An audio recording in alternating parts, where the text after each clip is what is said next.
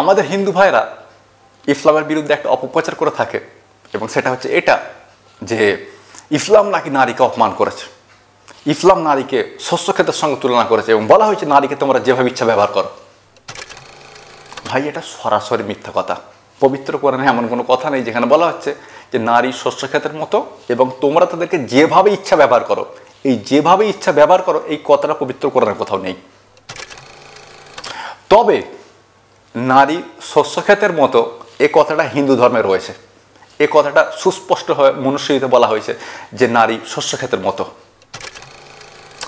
আসলে আমাদের হিন্দু ভাইয়েরা ইসলামের বিরুদ্ধে এই অপপ্রচারটা এজন্য করে থাকে যাতে করে ইসলাম গ্রহণে আগ্রহী হিন্দু নারীরা ইসলাম গ্রহণ না করে। তারা হিন্দু নারীদের ইসলাম গ্রহণটাকে আটকাতেই এই ইস্যুটাকে হাইলাইট করে যে ইসলাম নারীকে অপমান করেছে, অথচ ইসলাম দিয়েছে নারীকে সর্বোচ্চ সম্মান। প্রশ্ন হবে ইসলাম নারীকে কতটা সম্মান দিয়েছে? কতটা সম্মান দিয়েছে সেটা পরের কথা।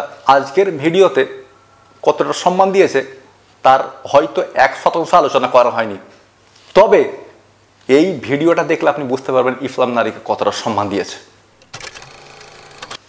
তারা আরও একটা কারণে ইসলামের বিরুদ্ধে এই অপপ্রচার করে যে ইসলাম নারীকে অপমান করেছে, ইসলামে নারীকে সম্মান করা হয়নি, ইসলামে নারীকে কোনো মর্যাদা দেওয়া হয়নি, যাতে করে তারা মুসলিম মহিলাদের মনে এই সংশয়টা ঢুকে দিতে পারে যে ইসলাম নারীকে অপমান করেছে, ইসলাম নারীকে সম্মান দেয়নি। এটা এজন্য করে যাতে করে তারা মুসলিম মহিলাদেরকে খুব সহজে হিন্দু বানাতে পারেন, এবং তারা একটা মিশন নিয়ে কাজ করছে, যেমন তেমন করে হোক মুসলিম মহিলাদেরকে হিন্দু বানাতে হবে, যেটাকে আমরা ভাগবা লাভ ট্র্যাপ বলে জানি।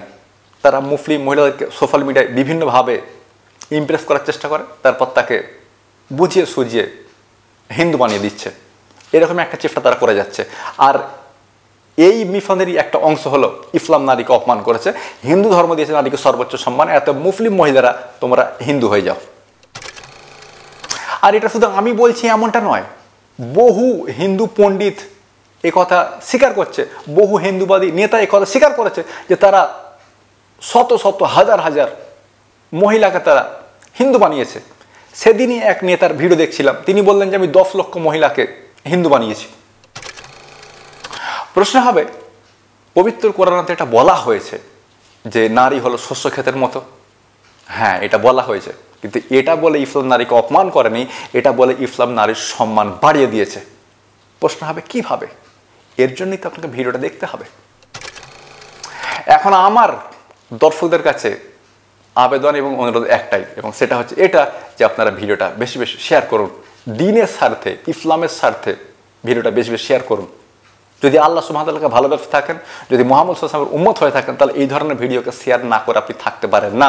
অবশ্যই এবং অবশ্যই শেয়ার করবেন। আসসালামু আলাইকুম। আমাদের হোয়াটসঅ্যাপ ইউনিভার্সিটির হিন্দু ভাইরা ইসলামকে যতভাবে আক্রমণ করার চেষ্টা করে, অপমান করার চেষ্টা করে, তার মধ্যে একটা হলো নারী। তাদের মতে ইসলাম নাকি নারীকে অপমান করেছে, নারী জাতিকে ছোট করেছে, এবং তারা পবিত্র কোরআন থেকে এবং হাদিস থেকে বিভিন্ন অনুচ্ছেদ তুলে আনে, বিভিন্ন আয়াত বা হাদিস তুলে আনে। এবং তার মধ্যে একটা গুরুত্বপূর্ণ আয়াত হলো 2 নম্বর সূরা বাকারার 223 নম্বর আয়াতটা। তারা বলে থাকেন যে এখানে বলা হয়েছে নারী হলো শস্য ক্ষেতের মতো, সুতরাং তোমরা তাদেরকে যেভাবে ইচ্ছা ব্যবহার করো। প্রথম কথা হচ্ছে আয়াতে এভাবে বলা হয়নি, বলা হয়েছে ভিন্নভাবে। তবে আমরা তাদের এই অভিযোগের বিস্তারিত উত্তর দেবো ইনশাল্লাহ। আপনি হয়তো আমার সঙ্গে একমত হবেন না, আমার প্রত্যেকটা ব্যাখ্যার সঙ্গে আপনি একমত হবেন না, কিন্তু আমার আর্গুমেন্টগুলোকে, আমার ব্যাখ্যাটাকে আপনি অস্বীকার করতে পারবেন না। যেমন কীরকম, সঙ্গে থাকুন, বিস্তারিত আলোচনা করবো ইনশাল্লাহ। ছোট্ট মতো একটা আবেদন, একটা অনুরোধ করে নিই আমার দর্শকদেরকে, যদি আপনারা একটু কষ্ট করে ভিডিওটা শেয়ার করেন, তাহলে বহু মানুষ আমাদের হোয়াটসঅ্যাপ ইউনিভার্সিটির হিন্দু ভাইদের মিথ্যা অপপ্রচারের কারণে বিভ্রান্ত হতে পারে। তারা সেই বিভ্রান্তি থেকে বেঁচে যাবে যদি আপনারা একটু কষ্ট করে ভিডিওটা শেয়ার করেন, আর বহু মানুষ ইসলামের কাছাকাছি আসতে পারে।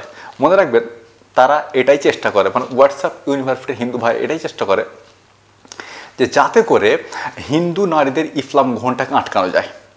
তারা ইসলামের বিরুদ্ধে এই অপপ্রচারগুলো এজন্য করে যাতে করে তারা হিন্দু নারীদের ইসলাম গ্রহণটাকে আটকাতে পারে। কারণ শিক্ষিত হিন্দু নারীদের বড় একটা অংশ ইসলাম গ্রহণ করতে ইচ্ছুক, তারা ইসলাম গ্রহণ করতে চায়।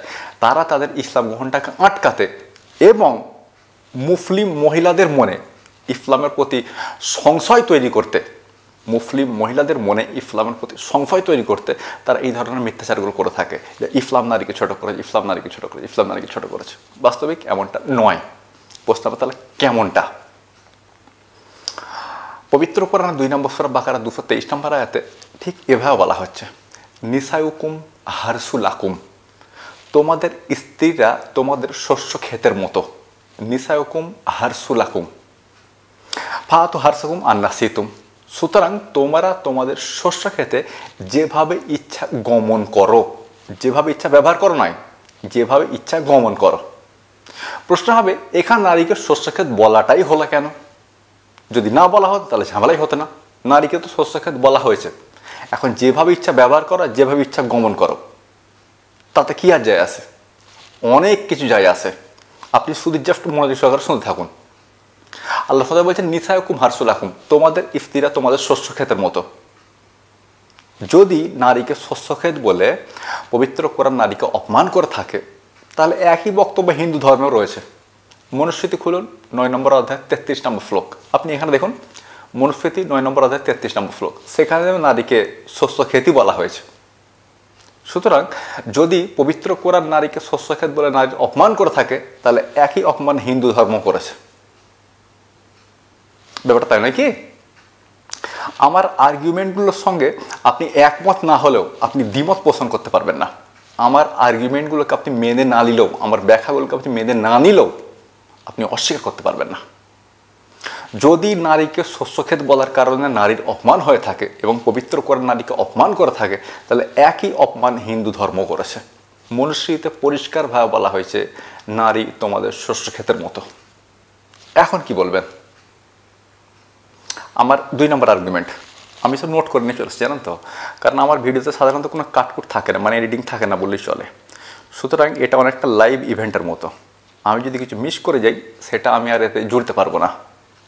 এই জন্য আমি পয়েন্টগুলো সব নোট করে নিয়ে চলেছি যে আমাকে কোন কোন পয়েন্টে কথা বলতে হবে। তো এর মধ্যে প্রথম পয়েন্টটা ছিল যে হিন্দু ধর্মেও নারী সম্পর্কে একই কথা বলা হয়েছে। আচ্ছা, 2 নম্বর পয়েন্ট হলো নারী বাস্তবিকই শস্য ক্ষেতের মতোই। নারী বা আমাদের স্ত্রীরা শস্য ক্ষেতের মতোই। তো শস্য ক্ষেতের সঙ্গে আমরা কি করি? আমরা শস্য ক্ষেতে যাই, সেখানে গিয়ে বীজ পুঁতে চলে আসি। শস্য ক্ষেত বীজটাকে ফল বা ফসলে পরিণত করে। পয়েন্ট টু বি নোটেড মিলড। শস্য ক্ষেতে আমরা যাই, সেখানে গিয়ে বীজ লাগিয়ে চলে আসি। শস্য ক্ষেত বীজটাকে ফল বা ফসলে পরিণত করে। একইভাবে আমরা যখন নারীর সঙ্গে যৌন মিলন করি, শুধুমাত্র তাকে শুক্রাণু দিই। সে শুক্রাণুটাকে ডিম মানুষের সঙ্গে নিষিক্ত করে তাকে মানুষে কনভার্ট করে দেয়। যেমন শস্য ক্ষেত বীজকে ফল বা ফসলে পরিণত করে, তেমন নারী শুক্রাণুকে মানুষে পরিণত করে দেয়। সুতরাং এখানে নারী ঠিক সেই কাজটাই করে থাকে যে কাজটা শস্য ক্ষেত করে থাকে। এখানে শস্য ক্ষেত বলে নারীকে অপমান করা হচ্ছে না, বরং নারীকে সম্মান করা হচ্ছে। আপনি শুধু ব্যাপারটা বুঝতে পারেননি। শস্য ক্ষেত যেমন ফসল ফলিয়ে মানব সভ্যতাকে টিকিয়ে রেখেছে অথবা জীবজগৎকে টিকিয়ে রেখেছে, তেমন ঠিক একইভাবে নারী শুক্রাণুকে মানুষে পরিণত করে মানব সভ্যতাকে টিকিয়ে রেখেছে। সুতরাং এখানে নারীকে শস্য ক্ষেত বলে নারীকে অপমান করা হয়, বরং তাকে সম্মান করা হয়েছে, কারণ নারীর জন্য মানব সভ্যতা টিকে আছে। এটা নারীর অপমান নয়, এটা নারীর সম্মান। এটা বাস্তব সত্য, এটা নারীর সম্মান, এটা নারীর অপমান নয়। যেমন শস্য ক্ষেত ফল বা ফসল ফলিয়ে মানব সভ্যতাকে বা জীবজগৎকে টিকিয়ে রেখেছে, তেমন ঠিক একইভাবে নারী মানুষের জন্ম দিয়ে মানব সভ্যতাকে টিকিয়ে রেখেছে। সুতরাং নারীকে শস্য ক্ষেত বলা হয়েছে, নারীকে অপমান করা হয়নি, নারীকে সম্মান করা হয়েছে। এটা আমার 2 নম্বর পয়েন্ট ছিল। আচ্ছা, এর সঙ্গে আমি আর কিছু একটা লিখে এনেছিলাম, মানে 2 নম্বর পয়েন্টের সঙ্গে আর কি বলবো আমি। হ্যাঁ, নারীকে শস্য ক্ষেত বলে নারীকে অপমান করা হয়নি, বরং তাকে সম্মান করা হয়েছে। দেখুন পবিত্র কোরআন 4 নম্বর ফারনিসা আয়াত নম্বর 51 বলছেন ওয়াল আরহাম, তোমরা মাতৃগর্ভকে সম্মান করো। কেন? কারণ নারী তার গর্ভে আমাদেরকে লালন পালন করে মানব সভ্যতাকে টিকিয়ে রেখেছে। এই জন্য পবিত্র কোরআন বলছে মাতৃগর্ভকে সম্মান করো। এছাড়া মোহাম্মদ সাল্লাল্লাহু আলাইহি ওয়াসাল্লাম বলেছেন, এটা রয়েছে নাসাই হাদিস নাম্বার 3104, 3104 নম্বর হাদিস। এক ব্যক্তি মোহাম্মদ সাল্লাল্লাহু আলাইহি ওয়াসাল্লামের কাছে এলেন, এসে বললেন ইসলামের শত্রুরা ইসলামকে ধ্বংস করতে চায়, এই জন্য তারা আমাদের উপরে যুদ্ধ চাপিয়ে দিয়েছে, এখন আমি যুদ্ধে যেতে চাই ইসলামের পক্ষ থেকে। তখন মোহাম্মদ সাল্লাল্লাহু আলাইহি ওয়াসাল্লাম বললেন, তোমার মা কি বেঁচে আছে? তিনি বললেন, হ্যাঁ আমার মা বেঁচে আছে। মোহাম্মদ সাল্লাল্লাহু আলাইহি ওয়াসাল্লাম বললেন, তুমি গিয়ে তোমার মায়ের সেবা করো, কারণ মায়ের 2 পায়ের নিচেই তোমার জান্নাত। ইসলাম নারীকে এত বড় সম্মান দিয়েছে, সুতরাং নারীকে শস্যক্ষেত বলে নারীর অপমান করা হয়নি, তার সম্মান করা হয়েছে। আর তার সম্মানই বলা হচ্ছে তোমার মাতৃগর্ভকে সম্মান করো, আর তোমার মায়ের অথবা নারীর 2 পায়ের নিচে তোমার জান্নাত। তোমার মায়ের 2 পায়ের নিচে তোমার জান্নাত। মা আর অন্য কেউ নয়, নারী। এটা আমার 2 নম্বর পয়েন্ট ছিল। আচ্ছা, আমি আর কি লিখে নিচে চেক করি।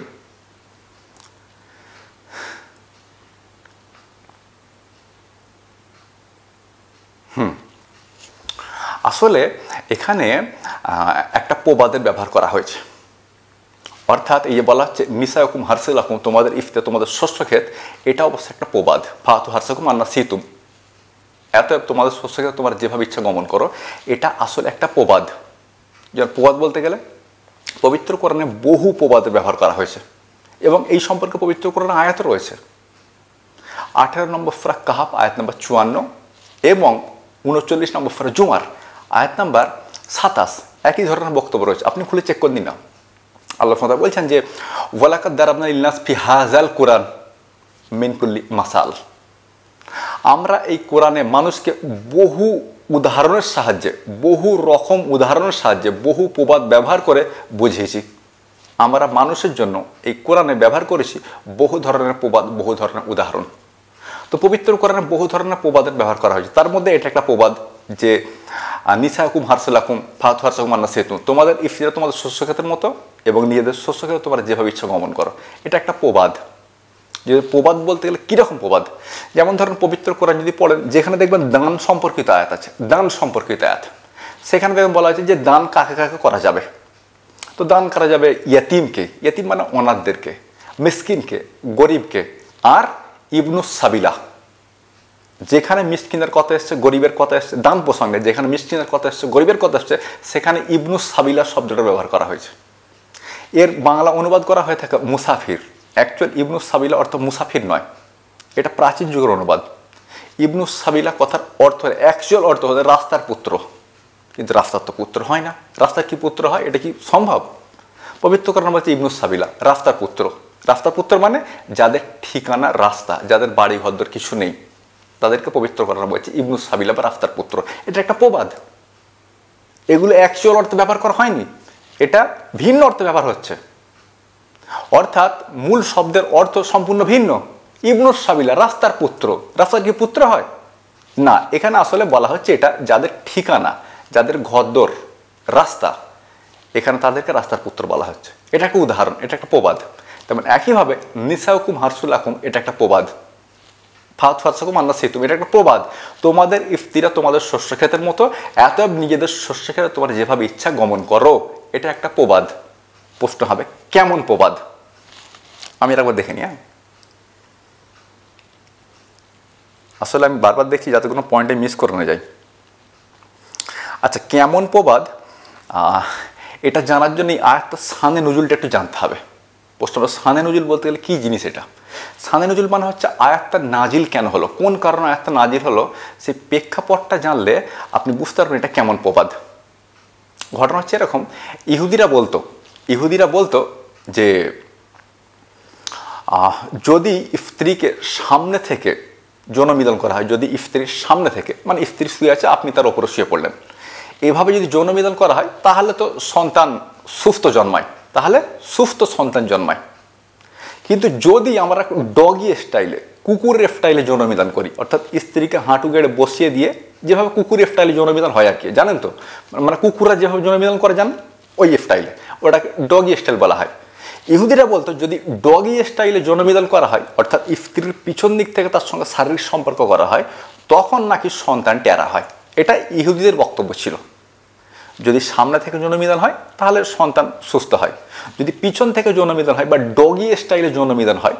এখন ডগি স্টাইল কেমন আপনারা সবাই জানেন, এটা যে কুকুরা কীভাবে যৌনমিলন করে, না জানলে একবার গুগলে গিয়ে সার্চ মারুন একবার, যদিও মারা উচিত নয়, যে ডগি স্টাইল পন, বুঝতে পারবেন যে ডগি স্টাইল পন কীরকম হয়। যদিও আমি আপনাকে পন দেখতে বলছি না, উদাহরণের জন্য বলছি যে ডগি স্টাইল আসলে কীরকম হয়। তো এটা ছিল ইহুদিদের বক্তব্য যে ডগি স্টাইলে শারীরিক সম্পর্ক করলে সন্তান টেরা হয়।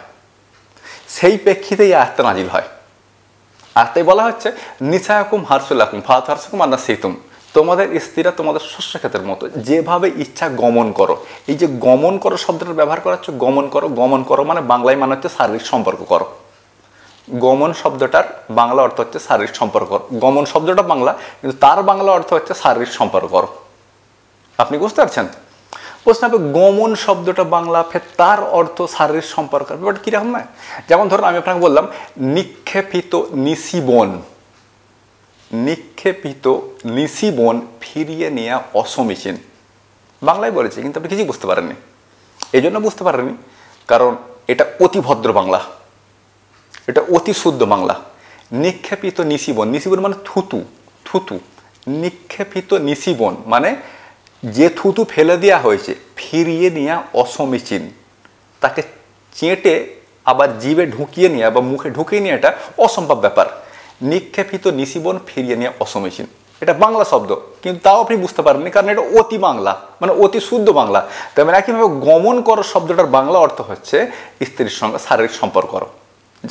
যারা অল্প স্বল্প বইপত্র পড়াশোনা করে তারা এই শব্দের সঙ্গে পরিচিত। গমন করো মানে কি? গমন করো মানে শারীরিক সম্পর্ক করো। তো এখানে আল্লাহ সুবহানাহু ওয়া তাআলা বলছেন যে তোমাদের স্ত্রীরা তোমাদের শস্যক্ষেতের মতো, অতএব যেভাবে ইচ্ছা গমন করো। মানে ব্যাপারটা হচ্ছে এটা, স্ত্রীর শরীরে বা স্ত্রীর যৌনাঙ্গে তোমাদের থেকে শুক্রাণু গেলে ফসল ফলবে, সেই শুক্রাণুর সামনে দিয়ে যাক কিংবা পিছন দিয়ে যাক। পিছন দিয়ে মানে এখানে পায়ুকামের কথা বলছি না, ওই সম্পর্কে পরে কথা বলবো। অর্থাৎ যৌনাঙ্গেই প্রবেশ করবে, তার ভ্যাজাইনাতেই প্রবেশ করবে, সেটা হোক সামনে দিয়ে হোক পিছন দিয়ে। আপনি বুঝতে পারছেন? হোক সামনে দিয়ে কিংবা হোক পেছন দিয়ে শুক্রাণু গেলে ফসল ফলবে।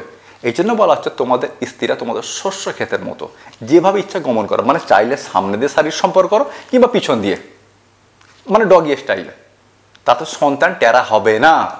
অর্থাৎ এই আয়াত শুধুমাত্র প্রবাদী নয়, শুধুমাত্র আমাদেরকে শিক্ষা দিচ্ছে এমন নয়, বরং এটা একটা কুসংস্কারকে খণ্ডন করছে। কারণ ইহুদিরা বলতে সামনে দিয়ে যৌনমিলন করলে সন্তান সুস্থ হয়, আর পিছন দিয়ে যৌনমিলন করলে সন্তান টেরা হয়। কোরআন বলছে এটা মিথ্যা কথা। তোমাদের স্ত্রীরা তোমাদের শস্যক্ষেত সামনে দিয়ে করো আর পিছন দিয়ে করো, কিছু ফারাক পড়ে না তাতে। ভিতরে শুক্রাণু গেলে সন্তানের জন্ম হবে। তোমাদের স্ত্রীরা তোমাদের শস্যক্ষেত, বীজ পুঁতলে ফসল ফলবেই। এখন সামনে দিয়ে ফলাও আর পিছন দিয়ে ফলাও। আপনি ব্যাপারটা বুঝতে পারছেন? কোরআন এখানে এই ঘটনাটা বলছে, এটা একটা উদাহরণের সাহায্যে বলছে। কোরআন তার এখানে সরাসরি বলতে পারছে না যে সামনে দিয়ে করো অথবা সামনে দিয়ে লাগাও, সামনে দিয়ে শেষ করো। এই কথাটা আল্লাহ বলবে কি? এটা কি মানানসই হবে এটা? এই জন্য এখানে একটা উদাহরণ ব্যবহার করা হচ্ছে। যদি কোরআন এখানে এমনটা বলতো সামনে দিয়ে লাগাও, সামনে দিয়ে করো, সামনে দিয়ে শেষ করো, তাহলে এটা অশ্লীল মনে হতো। একটা মানব জাতির জন্য পথ প্রদর্শক ধর্মগ্রন্থে এই ধরনের শব্দ ব্যবহার থাকবে কেন? এই জন্য আল্লাহ সুবহানাহু ওয়া তাআলা এখানে উদাহরণ ব্যবহার করেছেন, প্রবাদের ব্যবহার করেছেন। নয়তো যদি আল্লাহ সুবহানাহু ওয়া তাআলা এইভাবে বলতেন যে সামনে দিয়ে লাগাও, সামনে দিয়ে শেষ করো, সামনে দিয়ে করো, অথবা পিছন দিয়ে করো, পিছন থেকে লাগাও, ডগি স্টাইলে করো, এই শব্দগুলোর ব্যবহার পবিত্র কোরআন না করে ভদ্র শব্দ ব্যবহার করছেন। নিসায়কুম হারসুলাকুম, তোমাদের স্ত্রীরা তোমাদের শস্যক্ষেতের মতো। ফাতু আরসাকুম হান্নাত সিতুম, তোমরা তোমাদের শস্যক্ষেতে যেভাবে ইচ্ছা গমন করো, মানে সামনে দিয়ে করো অথবা পিছন দিয়ে করো, তাতে কিছুই ফারাক পড়ে না। ভিতরে শুক্রাণু গেলে ফসল ফলবে। আপনি ব্যাপারটা বুঝতে পারছেন? এখানে এই প্রবাদের ব্যবহার করা হয়েছে। তাহলে আমি এখানে আরেকটা পয়েন্ট বলে দিলাম আপনাকে। হ্যাঁ, আচ্ছা, আমি এখানে আর কি করেছি এবার দেখে নিই একবার। আচ্ছা, আয়াতের সামনে নজরুল আপনাকে বলে দিয়েছি। আচ্ছা, আমি যে হাদিসটার কথা বলছিলাম, এখন প্রশ্ন হবে এই হাদিসটা কোথায় পাবো?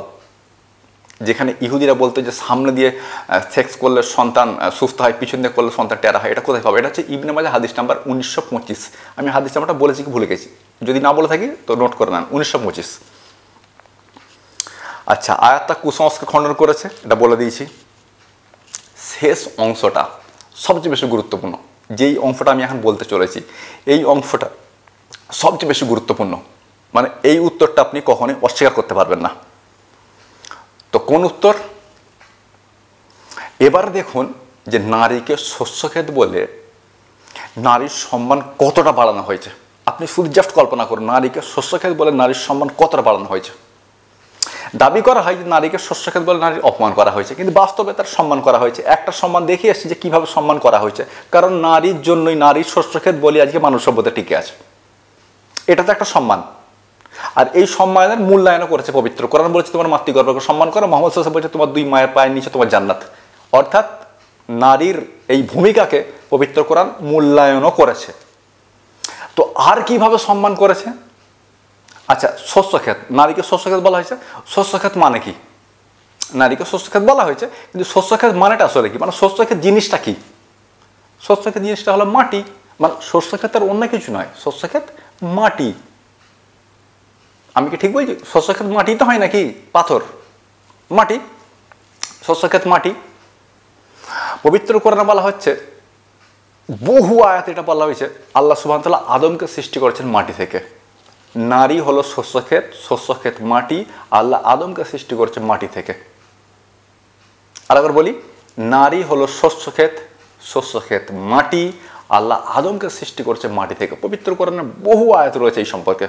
মানে বহুবার এই বক্তব্য এসছে, আল্লাহ মানুষকে সৃষ্টি করেছে মাটি থেকে, আল্লাহ আদমকে সৃষ্টি করেছে মাটি থেকে। বহুবার এই বক্তব্য এসছে। আমি আর সবকটা রেফারেন্স বলছি না, বহু জায়গায় এই বক্তব্য এসছে। একটা গুরুত্বপূর্ণ রেফারেন্স খালি বলছি। 3 নম্বর সূরা আল ইমরান আয়াত নাম্বার 59, খালাকাহু মিন তুরাব, আল্লাহ আদমকে সৃষ্টি করলেন মাটি থেকে। নারী শস্যক্ষেত, শস্যক্ষেত মানে মাটি। আল্লাহ আদমকে তৈরি করেছেন সেই মাটি থেকে। নারীর সম্মান বেড়ে গেল না কমে গেল? নারীর সম্মান বেড়ে গেল না কমে গেল? মানে নারীকে বেশি সম্মান করা হলো নাকি নারীর সম্মান কমিয়ে পুরুষকে সম্মান দেওয়া হলো? এখানে কে বড় হলো? সম্মানে কে বড়? নারী শস্যক্ষেত, শস্যক্ষেত মাটির। আল্লাহ আদমকে সৃষ্টি করেছে মাটি থেকে। নারীর সম্মান বাড়লো না কমলো? বেড়ে গেল। এখন এই ব্যাপারটা যদি আমি আপনার মাথায় ঢুকে দিতে পারি, তাহলে কমপক্ষে এত সুন্দর একটা লজিকের জন্য ভিডিওটা শেয়ার করা খুবই জরুরি। এইটুকু তো করতেই পারেন যে ভিডিওটা কমপক্ষে শেয়ার করি, কারণ এরকম লজিক আপনি এর আগে কখনই পাননি, কোথা থেকেও পাননি। এই লজিক শুধু হোফেন কোরআন ফ্যাক্টরি থেকে বের হতে পারে। আমি আর দুটো পয়েন্ট নোট করেছি, একবার দেখে নিই একবার। হ্যাঁ,